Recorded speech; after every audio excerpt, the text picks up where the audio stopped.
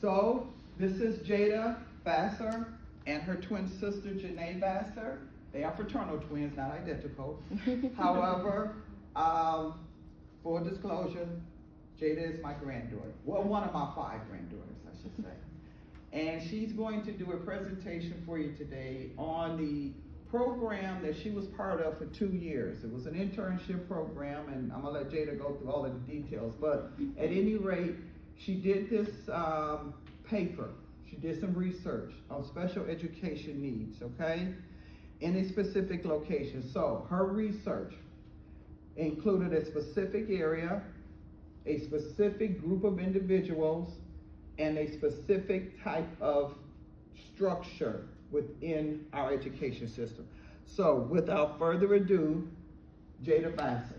Her granddaughter, so I added that picture. She didn't see this yet, so I added that as a surprise. No, she didn't. That was us at my graduation party. I recently graduated from Michigan State University in December with a Bachelor's of Arts in Journalism and a minor in documentary production. So I do a lot of investigative journalism. I make documentaries. I do a lot of production. I do the whole 9 yards pretty much. At Michigan State and outside of Michigan State, I wrote stories that challenged the Black community and also highlighted the positives of that community. I went to a predominantly white institution, so it was very important that I uplifted that community because it was a very small percentage of us at that big campus. So at the newspaper that was at Michigan State that I worked at, I kind of pushed for a lot of those stories to be put out. I pushed the reporters to talk to Black students because we are there and we have a lot of stories that deserve to be shared, so I wrote a lot of them. And I just put a future goal because my dad always asks me what I want to do, so I put that I want to work for National Geographic and I want to make documentaries. To divide the other side of education and society. I have a strong interest in education. The outside of it, they don't really see the work that goes into doing those type of roles in schools, and I think it's a really important role that doesn't get shared a lot, so I definitely want to tap into that.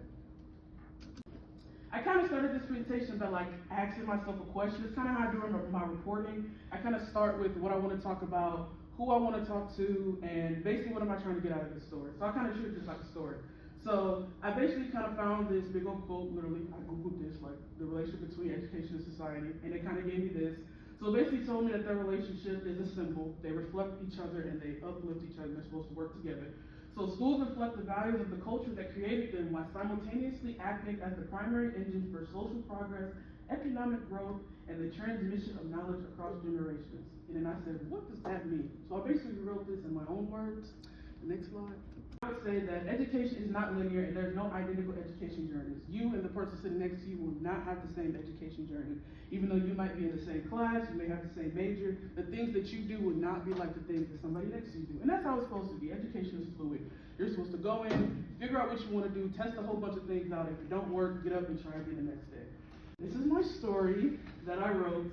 So I lived in New York for the summer of 2025. I had an internship program with the New York Amsterdam News.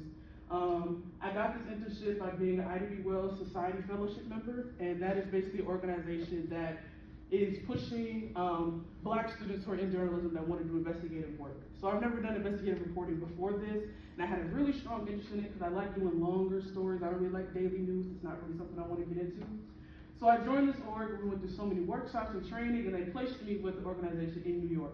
Now, I really liked my time with this organization because the New York Amsterdam News is one of the longest Black-owned newspapers that are still here. They're still mainly all Black. They talk about Black issues in New York, all around the state, and I really loved my chance working with them because I learned from some like awesome people. So yeah, at the end of the summer, I produced this story, What NYC Special Needs Students Face in School and Why Families Are Pushing Back. Limited time, overcrowded classrooms, poorly trained teachers are leaving students with disabilities with fewer options. Parents are demanding better. So I kind of got the idea of this story from my own experience in school. I grew up in the Detroit public school system. So I wanted to see where the comparison lied between New York and Michigan. Because I know the issues that I went through, even though I went to predominantly Black schools, there still were a lot of issues that weren't being met. And there were a lot of things that the students needed that they just weren't giving us. Whether you had special needs or you didn't, there were just a lot of things that they weren't tailoring to those students. So I wanted to see what was going on in New York. And I found this family, which coming with a topic like this, it takes, I don't want to say convincing, but it takes a lot of getting to know the person to want them to open up and tell them about like the struggles that their children are going through. Because this took a while for this mother to like, you know, really trust me with this information. But I got, connected with this mother and some advocates that knew the family, and we had multiple meetings. Sometimes I didn't even interview them. I just kind of sat and watched how they lived. Because I really think a big part of journalism is just seeing who those people are as people first versus bomb rushing them with questions. Because had I went up to her and said, oh, tell me about your daughter, tell me about the things she went through, the first time we met, I would not have got this story. So, that's the story. Yeah, a lot of numbers. I don't know how to read through all that, but I can just summarize it. So basically, I found that the state of New York as a whole is home to over 300,000 special education students. But those students only make up 50% of that student population. So among all of those students, New York City specifically hosts about 200,000 of those students. That's a lot of students.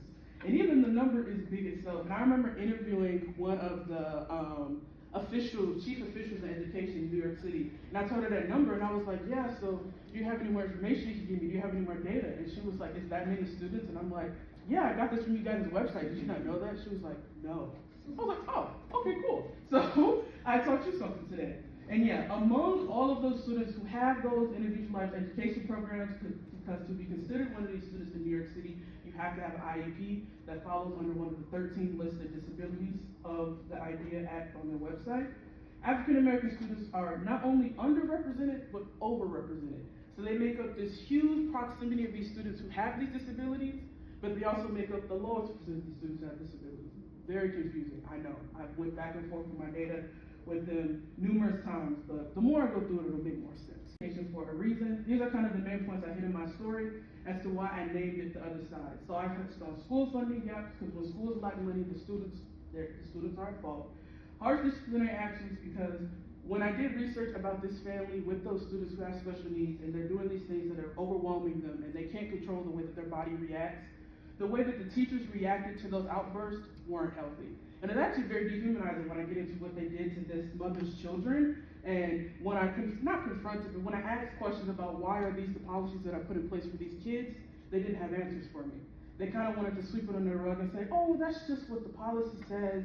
It's not as bad as you think it is. Like, it's not as bad as these people are making it out seem to be. Yes, it is. It's actually worse than what we're making it seem to be.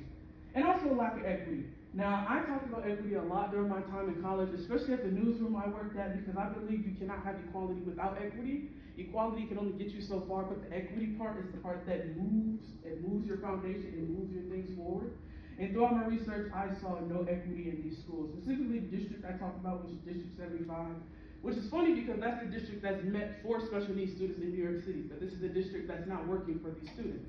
They had no equity, they had no compassion and no care for the students that they were supposed to be trained to specialize and teach. There was none of that. And pushing to be the best in a system that did not want you. Now, in my reporting, I'm very blunt. I don't sugarcoat things as far as history or how these things were built to be made. Education to me was a system that was made without a whole percentage of people put in place. Because at the time education was being built, these people weren't seen as people. They weren't seen as people of society that were deemed recognizable for education. So I think it's important to understand that the fight that these people have to go through, myself included, the fight that I had to go through in college was built because I'm in a system that didn't want me in the first place. And that's a very huge point. I get people say, oh, we can't go back and talk about the history. You can't keep going back. You have to. We won't get nowhere unless we go back. So that's a big part of what I want to talk about today. The first thing, equity is necessary when speaking about education. Now, like I said, to me, you can't have equality without equity. Now, equality is when everything is fair. Everybody gets the same amount of resources. There's no discrimination against race, religion, culture, sex, none of that. You get the same amount of things as the person next to you. But the equity part is what we're missing, especially when we're talking about children in education and special needs kids in education. You have to have that equity. Because one kid next to you isn't going to learn the same as the kid down, the desk from them. Like even y'all in this class, you probably don't learn the same way as your neighbor next to you. Or if you go in a study session, everybody writes their notes differently, or everybody highlights different words because it clicked in your head better. Everybody doesn't learn the same way. So when you're in a classroom with 30 kids and you're trying to push this one narrative of teaching on like 5 and 6-year-olds, that's not really going to work, especially if they come with pre-existing conditions like autism and ADHD. Because you have to take note of those things that they have. They have these programs that are put in place for you to recognize the things they have so you can help teach them better. So that's what I said up here. You know, special needs students do not learn the same way as other students do. They need that extra time. I spoke to a lot of advocacy workers with my research, and all of them said the same thing. You gotta meet the kids where they are. They're not gonna meet you where you are because you're way ahead of them. You have to get down to their level, not dumb things down, but break it down as minimal as you can to really reach and like get to where they are. Because they're not gonna be what you want them to be yet. They're kids. They have to take it slow. You gotta break it down, especially kids with special needs. So if you approach every student the same way, it leads to disconnect. And I put this thing because I've been in a class like this multiple times where a teacher can tell me the same thing 8 times and 5 people next to me get it and it's just not clicking for me. I don't understand it. That has nothing to do with me. That's no fault to me and that's no fault to the teacher, but I just don't learn the same way that they're teaching it. So they have to make sure they take that, that extra mile. Sometimes you don't get it in college because you're grown. So the teacher's like, oh, you gotta do that yourself. But with kids, it's more important to take that extra step. So yeah, that's kind of where I put it in that. That's the concept of equality. They give them all the same resources and information, but not equity, which the two must work hand in hand to foster a complete education environment, especially when teaching children. So like I said, in my research, I mainly focused a lot on, Black and Latino students because that's a lot of the data that took a lot of harder time to find because there's not a lot of data out there for those students. So I made sure that the angle of my story focused on that specific demographic. So according to data I collected in New York, Black and Latino students represented over half of the students on the suspension and expulsion list in multiple districts. So not only were these kids suspended for 5 days, 2 weeks, these kids were out of school for weeks, they missed learning time. These kids were also the highest number to get kicked out of school. So not only are you missing the time, you have to find a new school in a whole different district. Because in New York, once you get kicked out of a school in a district, you have to go to a completely different district because they have over 70 districts. Very different than Michigan. I had to definitely change my way of learning and really learning the boroughs. They call them boroughs, not neighborhoods. Learn that the hard way. And really just kind of figure out where specifically I was going to take that research. So yeah, basically a bunch of the reasons that I found when speaking to these families and on the boards of looking at these suspension lists that they, because they fill out a suspension list and all that stuff. I basically found that a lot of them were because there was a culture shock. There was a culture difference between the students and the teachers. Now, when I did the research from going to schools in the Bronx versus schools in Manhattan schools, the schools are more diverse. It's a fluid amount of Black kids, white kids, other races of kids, it's all mixed in. But if you go to a city like the Bronx that's mainly Black, it's mainly gonna be Black kids in that school, but that doesn't mean there's mainly Black teachers in the school. So you have a class of 30, 35 Black kids and a white teacher, there's a language disconnect because these kids are coming from an environment that teacher didn't come from. But it's up to the teacher to learn and educate themselves about all the students they can teach. It's not up to the kids, it's up to the teacher. So that's kind of where the fault and the disconnect I found was at, is because to the teacher, these kids are aggressive, they're mean, they're talking out of turn, they're using language I don't understand, it's inappropriate. But that's not inappropriate because that's just the dialect that they use, that's how they grew up, And I actually took this from one of the classes I taught at Michigan State. It was a communication class, communicative science and disorders, and I learned that it's because these schools we knew schools don't really take in AAPE as a dialect, but they would consider it an appropriate dialect. But that's because schools use GAE, which is General American English, and that General American English doesn't account for any other dialect that anybody could use. So not only do they not take account AAPE, that eliminates hundreds of dialects that you could have that's on top of AAPE. So when you take out all those dialects, of course you're going to say somebody's not talking right, or of course you're going to say that doesn't make sense. I don't know why they're saying that way to me. I'm not understanding. We're not understanding each other. I'm talking to these parents and they're just not getting me. I don't know what's going on. It's because you're not taking into account the culture that these kids are coming from. The way they talk with their friends or even with their family is going to be vastly different than the way you want them to talk in school. But you can't take that out to kids. They're 14. What they going to do, So all that time, like I said, it leads to all this big missed class time that ends up on the students. It ends up on these families that if you go to cities like the Bronx in New York, it's underfunded. These are poor neighborhoods that all these Black families are living in.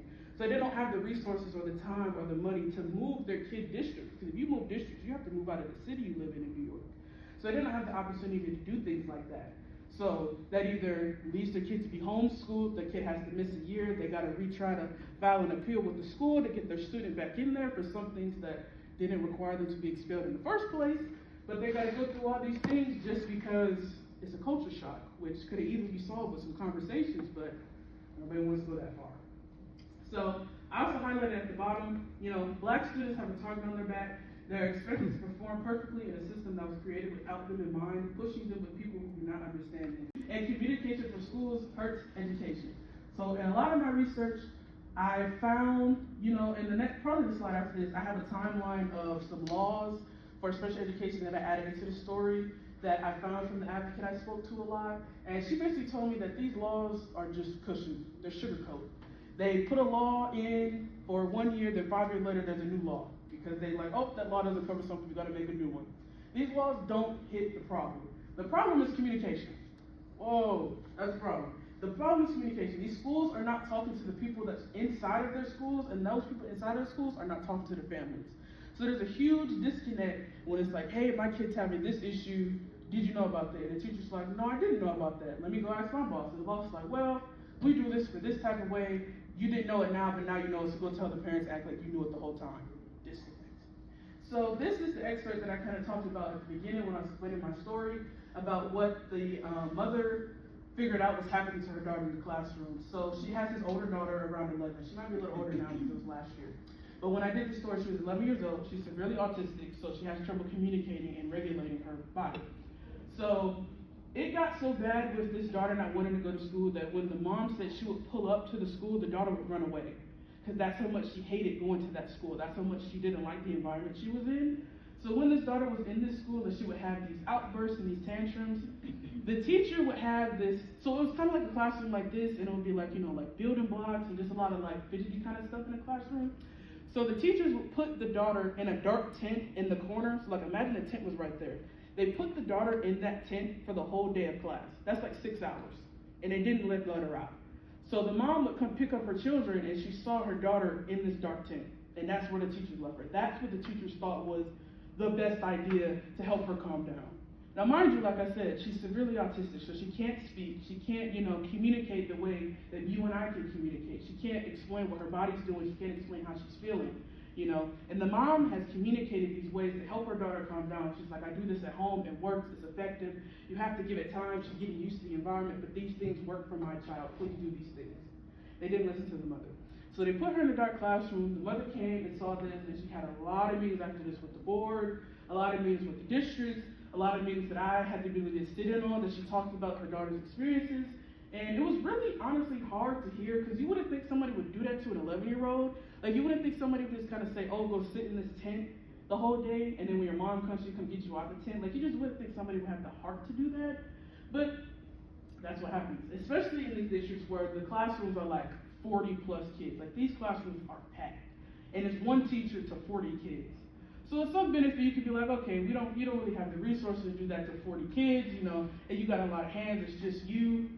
But put them in a tent in the corner, we could have thought of something else. So that's kind of where I've gotten at, where it's like there's a communication barrier. Because mind you, this is something that's been happening for a while, but the mother only found out about it because she would go into the classroom. Had she just stayed out, let them bring her daughter out like they usually do, she would have never known this was happening to her child. She would have never known that these things were doing this to her. She just would have kept putting her in this environment that she didn't like, but she thought they were helping her kid the whole time. They actually weren't. You have to be twice as perfect as your peers. Even if they are not, you must be. Now again, very blunt in my reporting. I'm very blunt in the way that Black people have to live their life, because I feel like you have to be blunt. You can't sugarcoat the way that we live, because we don't sugarcoat it, So why is she telling you we have to sugarcoat it? Going to Michigan State University, I love my school. Best school in Michigan. Argue with your mama. Don't argue with me. Best school in Michigan. But going there taught me so much about how I'll have to fight in the real world, because of something I can't change. I can't change that I'm Black. I can't change the way I live. I can't change the way I talk. I can't change the way that I dress, the way I look. I can't change none of that. But these people want you to change, and they will not give you these opportunities because of how you look. There's so many things I've been denied for, so many things I've been up against. One of my white peers at State News, that's a newspaper, Michigan State News, that they went up against, and I knew I had it. I knew I could get the position. I knew what I could do with it, but I didn't get it, because I didn't fit what the company was looking for. What does that mean? I didn't fit the white stereotype of the company that I was looking for, and I knew that. It was a big shock the first time it happened. But the second, the third, the fourth, the fifth, I was like, okay, there's a pattern. And I'm understanding what the pattern is. It's me. Well, it's really y'all. So students and families are put in hard places, having to teach their child that to protect themselves in a place that was designed to be a safe space for learning, they must limit or hide who they truly are. Don't show your culture because you have to fit in. Black parents who have special needs students are being looked over because they are black. Their needs are not being listened to and forcing them to retire in the school system. So not only are these families put in predicament because their kids are black and they're putting their kids in these schools that are, heavily mixed. They may be the only black kid in class. They may be the only black kid in their friend group, only black kid in their neighborhood, on their block, on their street. Adding that special needs factor to where their child has to be at the attention of the teacher in order to learn successfully puts them in a rock and a hard place. Because at one place you're like, yes, I want my student to be there, but at what cost? I don't want my students to be at the face with the teacher if it's hindering their learning. If they're coming over there and they're like, Mom, I don't like what this teacher's doing, she's calling me out, she's saying, comments that I think are microaggressions that I'm just not understanding, like, I'm the only one that's different in my class, I truly don't know what's going on. But they don't have a choice because they have to stay there because of these IEPs and how the state mandates these IEPs. So I said this sometimes results in them removing their child from the school and even going as far as homeschooling. And like I said, a lot of the families I talked to were underfunded, they were low income, below the poverty line or on the poverty line, single family homes, they don't have a lot of money to up and lift their child to new locations. They want to, and that was the main thing they would tell me. They was like, if I could do it tomorrow, I would. I'd take my kid out of the school immediately, and I'd find a new environment for them, a new area, a new tutoring program for them, but I can't because I just don't have the money.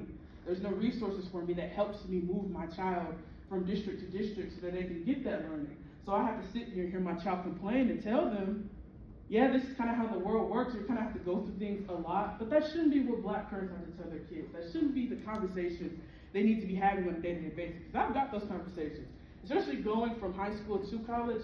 My mother sat me and my sister down multiple times and said, look, you're not going to get everything. I know you can do it. Your family knows you can do it, but they don't know that you can do it. And they don't care to learn that you can do it because of how you look. Information. What's the point? Why did I sit up here and say, I wanted to write this story. I wanted to push this part of education. I wanted to see this part be put in the limelight. Yes, it's the scary part and it's the sad part, but this needs to be said. Why did I do it? So the effects of the inequalities that education was built on are still evident today and are continuously impacting students. Researching and educating yourself on how this system was built helps you recognize that it was not accidental. Like I said, when these systems were put in place, it was at a time where people sat up here and said, yeah, this is for y'all, and this ain't for y'all. It was set in stone, there was no gray area, it was black and white. That's all it was. So now that we're at a time that everybody can sit in the classroom together, the fights that some people have and some people don't have still need to be talked about. Because it didn't get swept under the rug. It's not gone. These are everyday fights these kids and these children and college kids are going through that still needs to be shared. So what's the solution? It's not really a solution. You gotta take it case by case. The solution I found was just a big lack of communication in New York City, but that may be different for Michigan, it may be different for California, it may be different for no matter what city or state you're in. But it's the accountability factor. That's the factor that the places of education, the big people of education are missing. Own up to the mistakes that you made. In the family that I interviewed, all the mom said was she wanted an apology. Apologize for the way you treated my child. Apologize that you didn't know everything and you tried to tell me that you did, and then listen to me. If you listened to me, you wouldn't be here. Communication, okay? Golden factor. So yeah, in my research, like I said, the solution for NYC is intensive and clear communication to help navigate changes and policies for their minority students with and without special needs. I focus heavily on special needs students, but like I said, the minority students without special needs are just as at fault of being negatively impacted as much as those with special needs. It's an ongoing cycle. There's a big rooted issue here that a lot of people don't like to talk about, but you gotta talk about those things to get progress, to get change. So New York's doing better from what I did, looking at a follow-up with it. They still got a long way to go. I'm interested to do it for Michigan and the schools that I went to see what changes they've made, what changes Michigan's ahead of the game in New York, what some, things they could talk about. Yeah. And I told him, I said, 30 years I worked in corporate America, and I'm just now finding a boss that actually accepts me for me. And the lady I just brought in here a minute ago, in school, presented for my grade, but I told you you did good. Hey, you had jazz. Organization and stuff, and Gordy. The guy